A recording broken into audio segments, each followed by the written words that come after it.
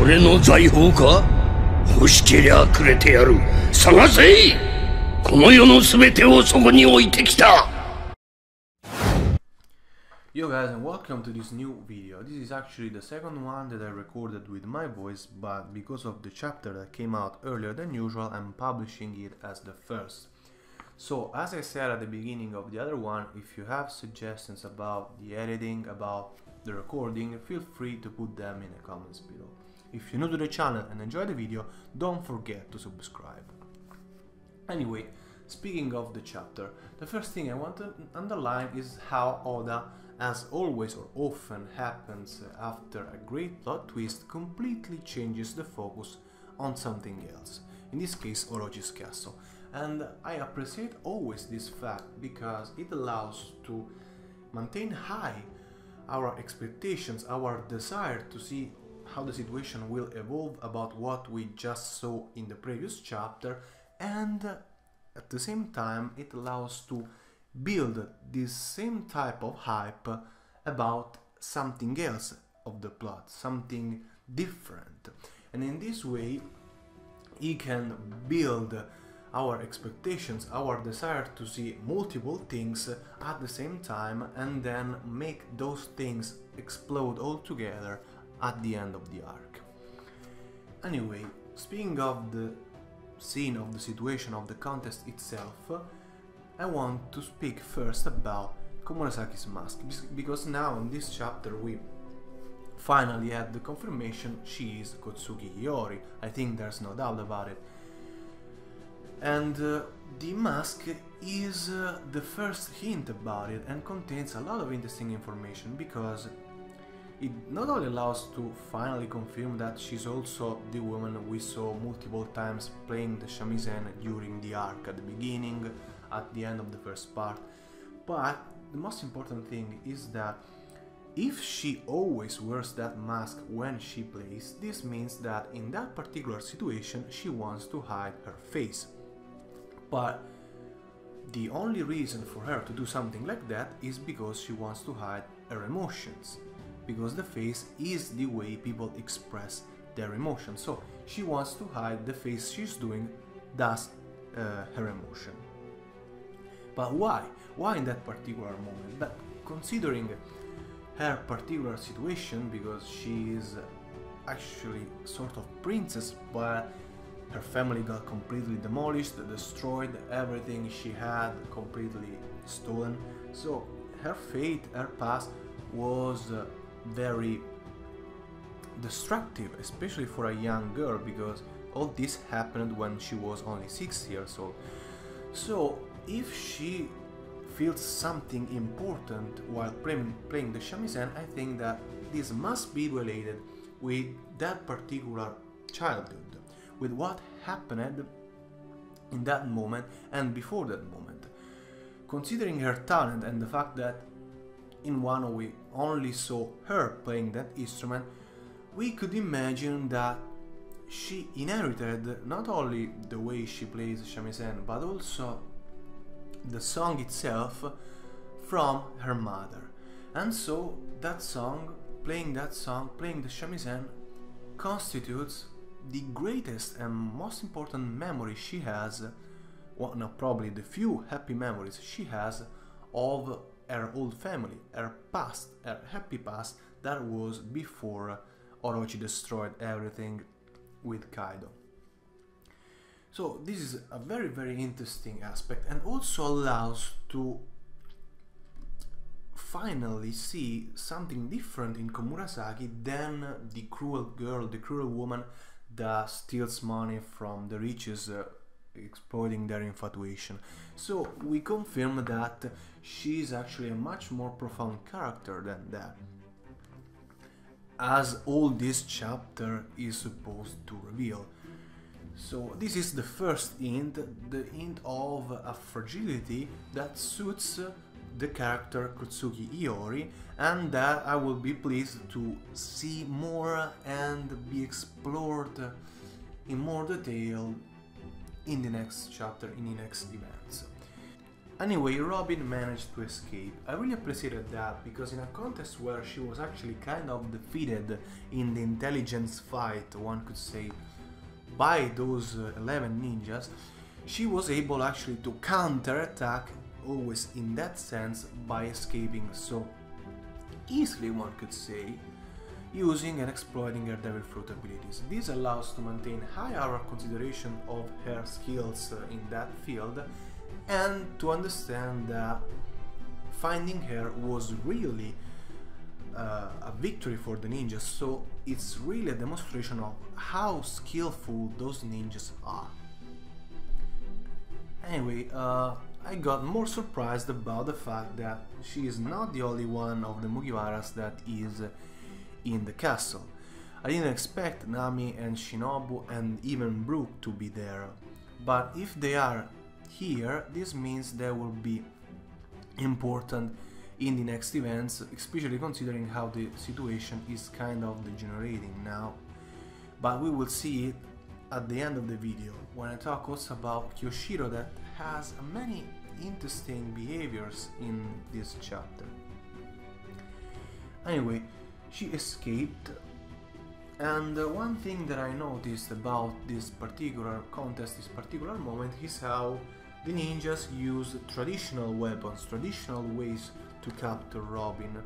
This is one of the things Oda always does in order to not spoil the true abilities of a fighter or of someone in those situations in which it's not yet the time, in which it's still not necessary to do that.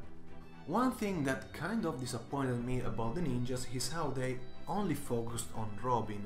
It seems like they completely forgotten anything but that particular intruder, and they couldn't even capture her, so this is kind of a fault of the ninjas.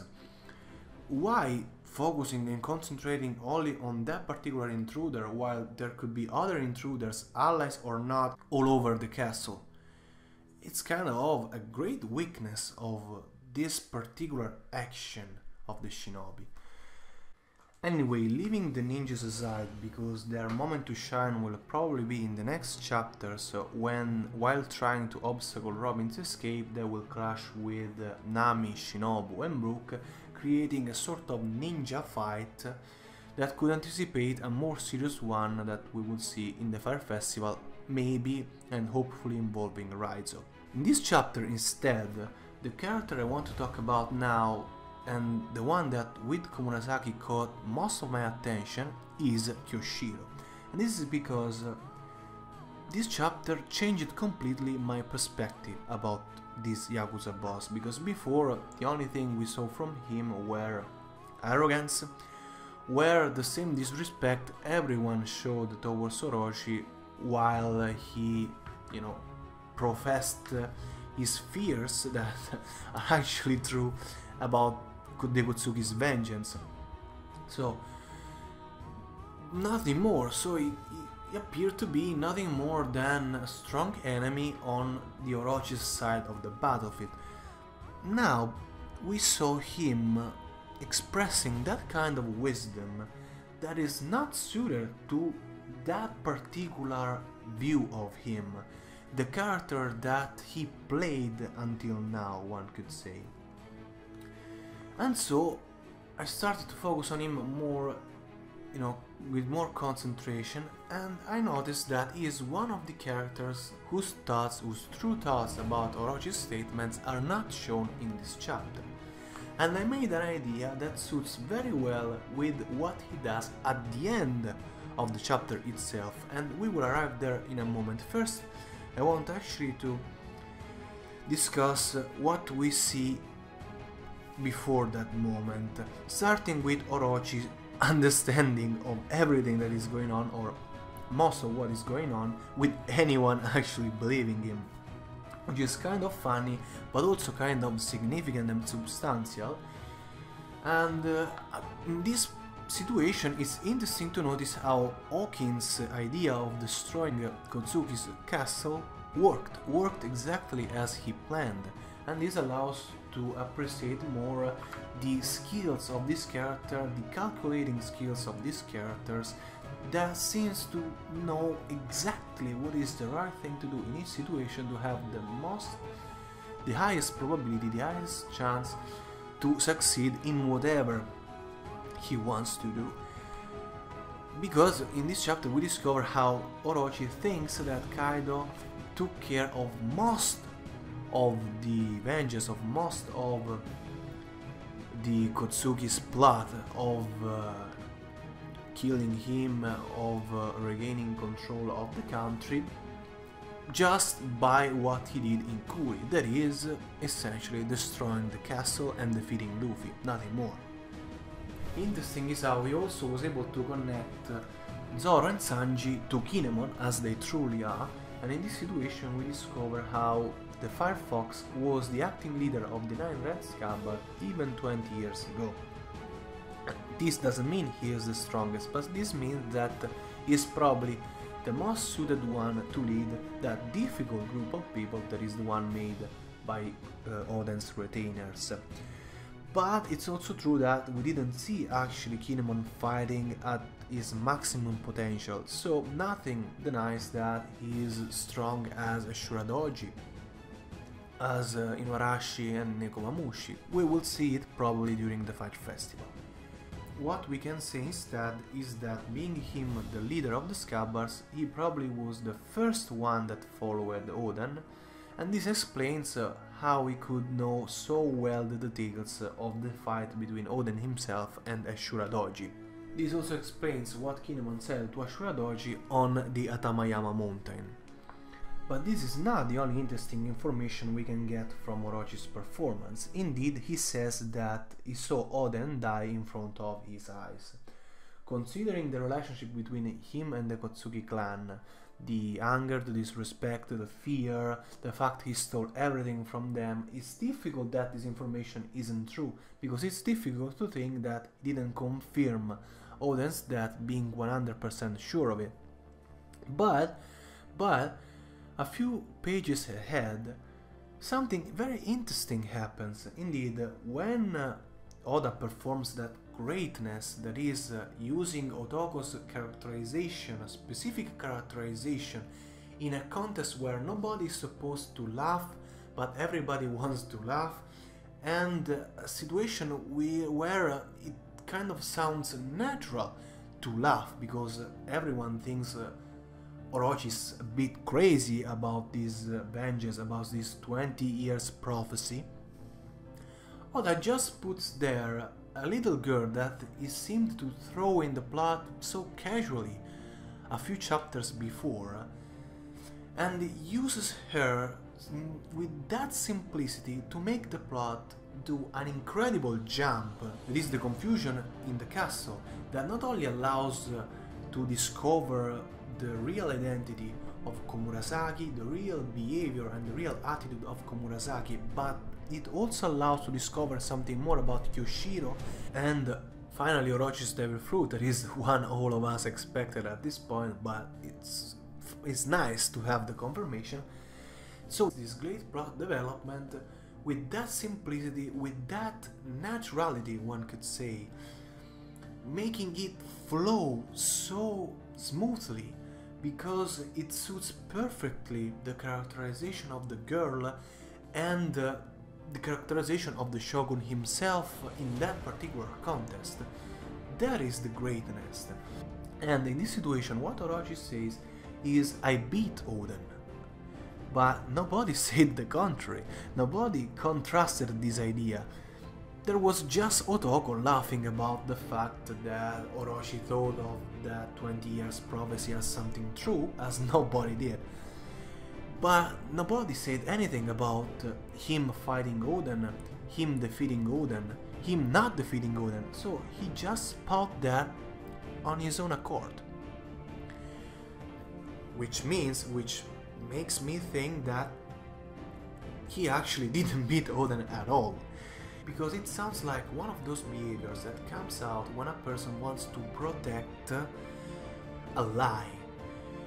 But because the lie is so relevant, so important, not only for the situation, but for those people themselves, for their pride, everything that happens related to it, but that doesn't point it out directly, makes those people immediately be on the defensive side. And this is what Orochi is doing. Orochi immediately went defensive, protecting the fact he defeated Oden, where nobody was even thinking that he fought Oden. We didn't even know that this happened. So this means that probably he didn't defeat Oden at all, but he before mentioned, he before stated that Oden died in front of his eyes. But how is this possible if he wasn't the one to defeat Oden? It could be that he saw Oden being defeated, or it could be that he knew Oden was defeated. Considering that he was helped by Kaido, and considering that Oden was a member of Roger's crew, and the leader of the 9 Red Scabbards that are at a Yonko commander level, we saw Shuradoji, Inuarashi and Nekomamushi fighting against Jack and being at the same level of Jack, so Oden was incredibly strong. It's difficult to think that Orochi, for what he showed up until now, could be at his level. So it's very likely that Kaido was the one to defeat Oden. So probably Orochi saw that or knew that and thought Oden died. However, we know that Kaido defeated Luffy but didn't kill him. Kaido defeated Kid but didn't kill him. So this actually makes more likely the idea Oden didn't die at all. And the mysterious prisoner kind of starts to take a more defined form, if you know what I mean. Anyway, the last thing I want to say about Orochi very quickly is that finally he drew his sword. But it's only one sword, so it's different from what the kid in the school said, Orochi to style and anything. But it was just a kid playing after all, so we couldn't trust that information. We know now that at least he probably uses just one sword. And the other thing that we discover is his devil fruit. But I mean, it was kind of certain that he had the Yamata no Orochi ability, but now we confirm it. And an interesting fact, but also an unexpected fact, at least from my end, is that each face, each head, has a different expression. Only 4 of them are truly angry, so it's possible that his feelings, when he is in that form, are separated from each other, so each head represents a part of how he truly feels in a certain moment. Now, in this last part, I want to talk about the 2 characters that, as I mentioned before, are the ones that more than any other caught my attention here in this chapter: Komurasaki and Kyoshiro. Speaking of Komurasaki, in those last pages that confirm she is Kozuki Hiyori, also the way in which she reacts to the name Momonosuke is a confirmation. Those pages make us discover that she is a virtuous person, and what she says about her deeds, that everything she does is always because she truly believes in what she's doing, suggests that my hunch about her actions of stealing money from those old geezers is right, because I thought that she was doing this targeting specific men that were criminals, or at least men that somehow you could say deserved some sort of punishment, even if what she did is still kind of unacceptable, but you get the point. She was doing that to specific people, and I thought this was a possibility, especially because of the appearance of the people targeted, because they were depicted as often in One Piece are depicted, you know, people that have not so clean attitude, not so clean behavior, and not so clean ideals. I think that what she says pretty much confirms that, and the fact that she is Hiyori, her virtuosism, all of that confirms that she was acting with ideals in mind and targeting people in order to punish them for their deeds. Now, speaking of Kyoshiro, as I said before, I changed my perspective of this character in this chapter, and the thing that made me be sure of this change is what he does in these very last pages. Indeed, it's true that he's in the situation in which his best courtesan, probably his best source of money, is going to be killed, but Orochi is kind of rightful for what concerns the shogun's perspective. So what he is doing is appropriated, one could say, to what is the Wano country now, and for Kyoshiro it should be more important to maintain his position as Yakuza boss, his relationship with Orochi, rather than trying to help a courtesan that can be replaced by the many other he probably has, and thus indifference will be the attitude suiting the character he seemed to be up until now. However, and thus indifference would be the right, one could say, attitude for the person he seemed to be up to this point. However, in a situation where, apart from the contrast between Orochi and Komurasaki, nothing is happening, there's no enemy because the ninjas didn't reveal Robin's presence and Robin's identity as an intruder.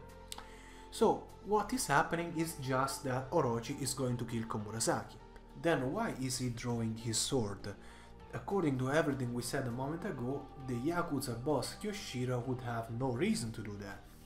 But he is going to do that, and considering how he didn't move a inch while O-Toko was being targeted by Orochi, the only person he could be drawing his sword for is Komurasaki itself. But why is that? There shouldn't be any particular relationship between the two. She should be just an instrument, but actually this contrasts with what he said just a little before when he criticized the way of seeing a woman as a dog, as something like that, an object, and compared people to flowers. So maybe it's the view of Kyoshiro as Yakuza boss to be completely wrong. And keeping this in mind, it's easy to connect him to Komurasaki's past, to a little Kozuki Hiyori belonging to a family haunted all over the country, disrespected, destroyed, so a girl completely alone, but that Orochi seemed not to know about, because Orochi only mentioned the fact that Momonosuke's body was never found. He didn't mention Hiyori's one, and this suggests that either he found her body, but this contrasts with what Momonosuke said, because he affirmed that nobody ever found Hiyori's body, or this means he never knew about Hiyori's existence, which makes sense because it could be that Toki hid her and she took advantage of that to not send her in the future. Everything makes sense. If Toki hid Hiyori from Wano, then nobody knew she had a daughter, that Momonosuke had a sister, Oden had a daughter, apart from the Kozuki family and the 9 red scabbards, and for this reason she could avoid to send her in the future. Now, of course, this is a choice that must be related to some sort of plan. Maybe she wanted her to grow up in order to be, ready to fight or to become Wano's queen after the vengeance will be completed 20 years ahead. But in all of that makes a lot of sense. There is only one element of the chain that is missing: the connection between Hiyori and so Komurasaki and the job of courtesan. Now, consider that if Toki wanted her daughter to survive, it's very likely she entrusted her to someone, and this someone could be Kyoshiro. Now, we know nothing about Kyoshiro, so it's possible that he was somehow connected with the Kozuki clan 20 years ago. What we know for sure is that the connection between him and Komurasaki is deeper than the one that the leader of a courtesan business and one of the courtesans could have. Considering Komurasaki's true identity, this makes me think that this connection is related, with the Kozuki clan and with what happened 20 years ago. But if so, this could mean that the Yakuza that up until now seem to be an enemy of the Ninja Pirate Mink Samurai Alliance, and one of those elements in balancing the overwhelming power of the Alliance itself, that seem to be contrasted only by Kaido. Instead, the same Yakuza probably will be an ally of Kinemon and Co. And if so, this not only could help the Alliance slip through Kaido's defenses in Onigashima, because we know that Kyoshiro has strong connections with the Hyakujuku Zogudan, since he was able to call the Flying Six, that is the rank immediately below the Three Disasters.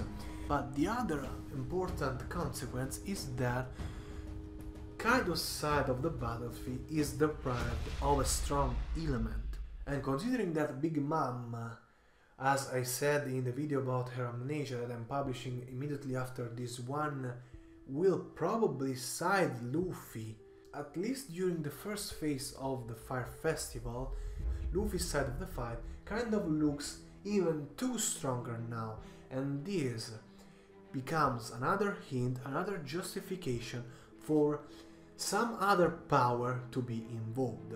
Maybe on Kaido's side, maybe not, but the involvement of other Yonkos, of Teach, of the Marine that could be related with Vegapunk becomes more and more likely now. Anyway, until all of that happens and all of that explodes in the Great War that probably will take place in Wano, that's all for this video. Thank you very much for watching, don't forget to leave a like and subscribe to the channel. See you next time. Già